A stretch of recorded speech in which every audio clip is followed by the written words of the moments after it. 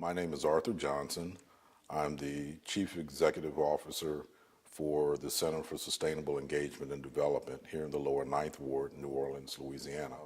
5 years before the oil spill, we had Katrina, and we're still recovering from that. And then you add the oil spill in, and that brings another major challenge of people not only trying to get their lives whole again and to their communities be more complete, but also impacting their economy, their commerce, their way of life, their jobs.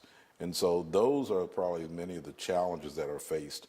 And constantly we're bringing the importance of what the coastal and wetland development means to this community. Even though we're in the city of New Orleans and we're a coastal community, that community is impacted the same as many of the other communities that are what we consider further south on the coast.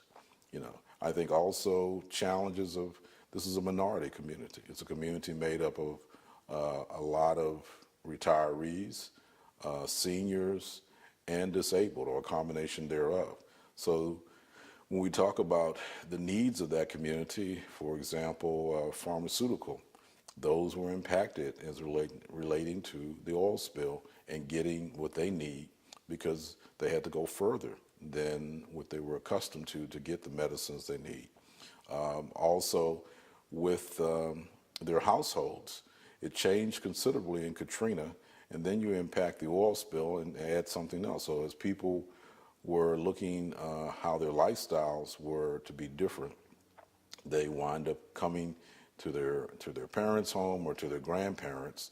That meant that those in this community who were figuring that they were going to enjoy their lives wind up becoming heads of household again. And then that changed the whole configuration. Grandmothers and great-grandmothers now wind up dealing with the great-grandchildren and going to school.